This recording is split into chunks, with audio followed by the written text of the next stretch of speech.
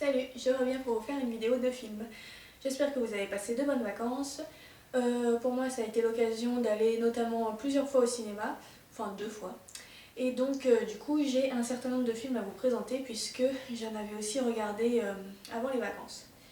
Alors, nous allons tout d'abord commencer avec un Blu-ray que j'ai re-regardé. Donc, c'est un film que j'avais déjà vu plusieurs fois et que voilà, j'avais encore envie de le revoir. Il s'agit de American Psycho de Mary Harron, qui est l'adaptation du célèbre roman de Bret Easton Ellis. Donc voilà, le roman de Bret Easton Ellis m'avait fait une très grande impression quand je l'avais lu. C'était il y a peut-être 2 ou 3 ans maintenant. Et alors concernant le film, il est beaucoup plus soft. Je l'avais vu après ma lecture du roman. Et donc oui, c'est pas vraiment la même chose. Enfin, c'est la même histoire, mais c'est pas du tout le même niveau de violence. Le film est un petit peu violent par moment, mais ça n'a pas grand chose à voir avec le roman qui lui est vraiment très sadique dans le genre. Mais je trouve quand même que c'est une bonne adaptation qui est agréable à regarder, où les acteurs sont vraiment pas mal, notamment Christian Bale dans le rôle principal. Et voilà, pour moi je trouve que c'est une adaptation qui est assez réussie, même si elle n'est pas forcément très fidèle au livre. Donc voilà, après, là c'était peut-être la troisième fois que je le regardais, donc au bout d'un moment, enfin là l'effet, j'ai trouvé ça moins exceptionnel on va dire que les premières fois où je l'avais vu. Je ne pense pas que c'est un film que je garderai éternellement dans ma bibliothèque. Mais voilà, c'est un film qui est agréable dans un sens, parce que bon, c'est quand même un petit peu cruel comme film. Mais voilà, c'est un assez bon film, voilà, que j'aime bien, que je trouve assez réussi et que j'ai bien aimé revoir.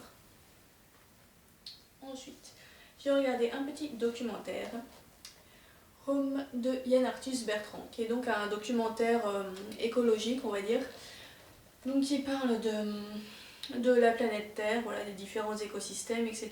et qui est notamment assez centré sur le problème du réchauffement climatique.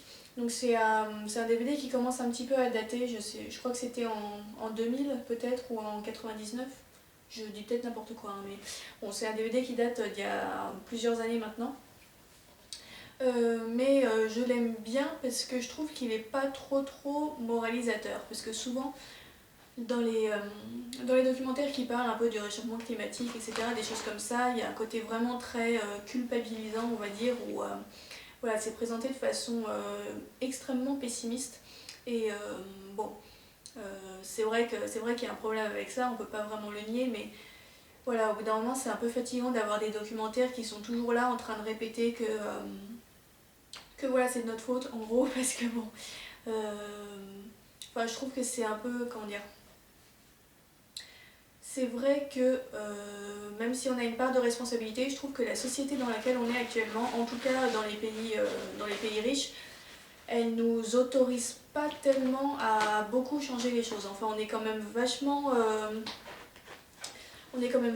incité à consommer beaucoup, et si on décide de plus du tout consommer, on est automatiquement vraiment mis au banc de la société. Donc je trouve que c'est pas forcément simple de faire beaucoup d'efforts par rapport à ça, parce que même si on peut faire des petits gestes comme le recyclage ou des choses comme ça, bon, c'est des choses qui, je trouve, n'ont pas énormément d'impact là comme ça, étant donné l'urgence de la situation.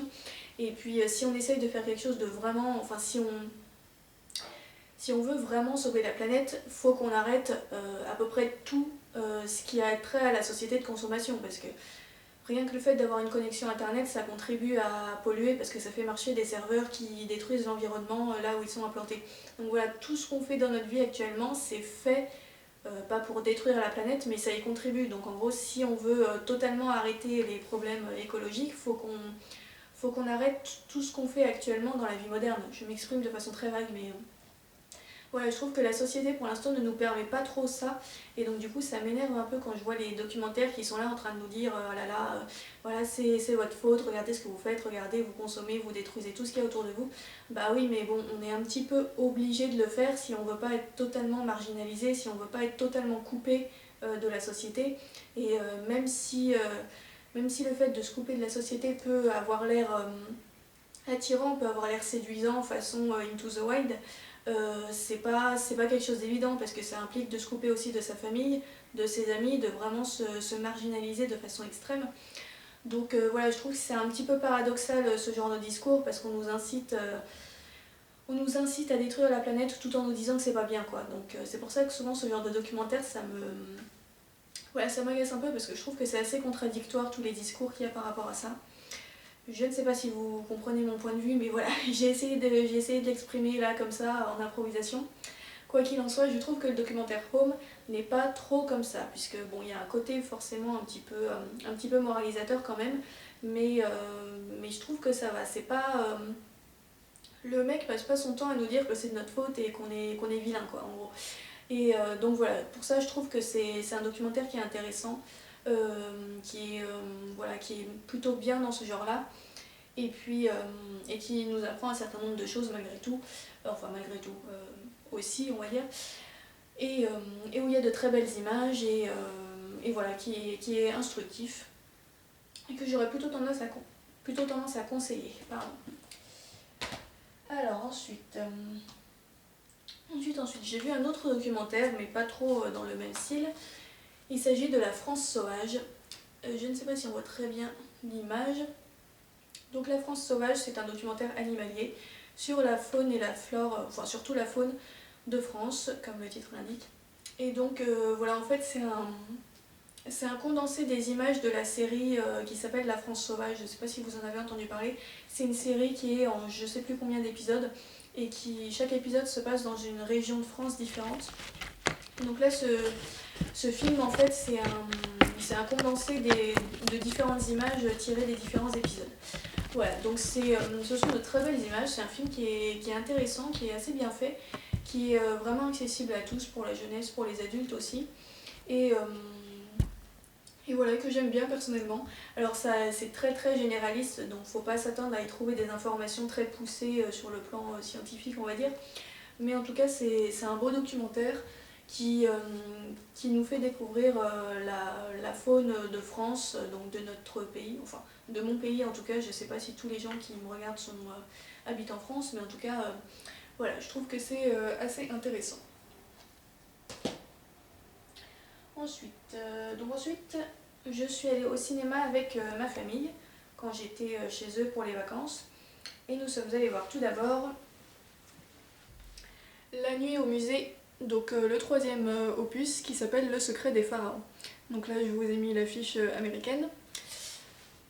Donc La nuit au musée, alors j'avais plutôt bien aimé le premier, le deuxième j'en garde pratiquement aucun souvenir, il me semble qu'il était un peu moins bien. Et le troisième j'ai vraiment bien aimé, on a passé un très bon moment en allant le voir. Alors bon, après parfois il y a des scènes d'humour qui sont un peu faciles, parfois c'est à la limite du trop exagéré. Mais dans l'ensemble j'ai trouvé ça vraiment très drôle, il y a des scènes qui sont super marrantes. J'aime beaucoup les personnages de cette série, je trouve que Ben Stiller est vraiment bien dans son rôle. Ben Stiller c'est un acteur que j'aime bien en général. Et les effets spéciaux sont assez réussis, il y a notamment une scène qui se passe à l'intérieur d'un tableau à un moment que j'ai trouvé vraiment très bien faite. Et voilà, c'est pas le film du siècle, mais je trouve que c'est un très bon film de divertissement dans le genre comédie familiale. Et voilà, on a passé un très bon moment, donc moi j'aurais tendance à vous le conseiller parce que voilà, je l'ai trouvé assez réussi dans le genre, sans trop de prétention, et voilà, ça nous a fait passer un très bon moment. Alors ensuite, cette fois-ci uniquement avec mon frère, nous sommes allés voir au cinéma Kingsman Service Secret, donc avec notamment Colin Firth. Et puis j'ai oublié les noms des autres acteurs. Comment il s'appelle le Black, Samuel Jackson, voilà. Donc Kingsman, c'est tiré d'un comics d'après ce que j'ai compris, et c'est par le réalisateur de Kick-Ass, et on sent très bien que c'est le même réalisateur, c'est-à-dire que c'est un film d'action un petit peu barré, un petit peu déjanté, voilà, ça part dans tous les sens, c'est un peu un gros délire ce film, et j'ai beaucoup aimé aussi, c'était vraiment assez drôle là aussi. Alors là pour le coup c'est pas trop une comédie familiale parce que c'est relativement violent, même si c'est moins violent que Kick-Ass, parce que Les Kick-Ass, je me rappelle le tome 1, il y avait quelques scènes qui étaient déjà un peu violentes, le tome 1, le premier opus quoi. Dans le deuxième opus, ça a été allé carrément dans le gore, et d'ailleurs j'avais pas beaucoup aimé le Kick-Ass numéro 2 parce que je trouvais justement qu'il était trop gore et que ça tombait vraiment dans le vulgaire. Donc voilà, alors que là Kingsman c'est beaucoup plus soft. Il y a quelques scènes de violence mais c'est pas c'est beaucoup moins marquant que dans les Kick-Ass. Et par contre, comme je le disais, au niveau de l'ambiance, c'est un peu le même style. Donc voilà, c'est des personnages qui sont très hauts en couleur. C'est donc une histoire d'agent secret façon un peu façon James Bond, mais plutôt dans le genre comique, on va dire. Et ça reste quand même très haletant comme film. Il y a beaucoup de scènes de combat qui sont assez spectaculaires. Et voilà, moi j'ai beaucoup aimé justement le fait que ça parte dans un délire pas possible, où des fois il y a des trucs où c'est pas du tout crédible, mais voilà, c'est suffisamment bien fait pour qu'on soit quand même pris dans le truc, et que voilà, c'est très spectaculaire et c'est bien fait. Donc voilà, moi j'ai beaucoup aimé ce film.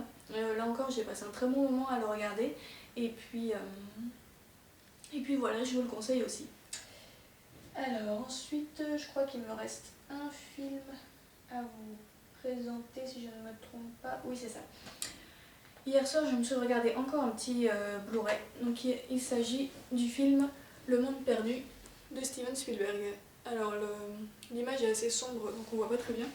Mais donc c'est la suite évidemment de Jurassic Park. Donc Jurassic Park, je vous en ai parlé il y a quelques semaines. C'est l'un des premiers films que j'ai vu pour 2015. Donc là voilà, j'ai regardé le deuxième volet, que j'ai trouvé moins bon que le premier. Je ne m'en rappelais pas très bien, puisque donc je l'avais pas vu depuis très longtemps, encore une fois. Mais voilà, ce deuxième volet m'a vraiment moins convaincue que le premier. L'histoire est intéressante, mais je trouve que les acteurs sont moins bons. Qu'il y a des passages qui sont vraiment, mais alors vraiment pas du tout crédibles. Autant dans Jurassic Park, le numéro 1, des fois il y avait des moments où on se disait que bon, c'était pas possible, mais je trouve que ça passait assez bien quand même. Alors que là, il y a vraiment des passages où je me disais que c'était vraiment pas du tout assez crédible, ça se voyait trop que c'était pas en vrai, que c'était du faux. À un moment, on voit un cadavre où il y a un gros plan qui est fait sur le bras et on voit carrément que c'est du plastique, enfin c'est flagrant. Donc là, c'était un peu exagéré quand même, et puis il y a des moments où les personnages tombent à travers une série d'escaliers, de fenêtres, et puis ils se relèvent, ils ont rien du tout, ils sont même pas décoiffés. Voilà, il y a pas mal de petites choses comme ça où c'est vraiment pas possible, et c'est un peu trop flagrant pour qu'on soit pris dans le jeu, quoi, même si on sait que c'est de la science-fiction et que de toute façon à la base, voilà. Donc voilà, ça j'ai trouvé que c'était un peu moins soigné au niveau de la réalisation en général. Et puis donc ouais, le jeu des acteurs m'a moins convaincue, j'ai trouvé que les personnages étaient parfois un peu agaçants. Et voilà, dans l'ensemble je trouve qu'il est moins bon que le premier, même si l'histoire est un peu plus complexe et d'une certaine façon plus intéressante. Il y a de bonnes idées, mais je trouve que la réalisation est un peu moins réussie. Néanmoins, ça reste un film de divertissement assez agréable. Voilà, c'est sympathique à regarder, mais sans plus. Voilà. Donc voilà pour les films que j'avais à vous présenter aujourd'hui. Je reviendrai donc pour vous faire une vidéo de lecture, puisque j'ai enfin terminé Le Don du Loup de Anne Rice, qui m'a pris un assez long moment. Et j'ai commencé une nouvelle lecture qui me plaît beaucoup pour l'instant, donc voilà, je vais vous en parler. Je vous en parlerai dans la prochaine vidéo, et puis d'ici là, je vous souhaite une bonne rentrée si vous faites votre rentrée lundi, et puis de bons visionnages et de bonnes lectures aussi. Salut!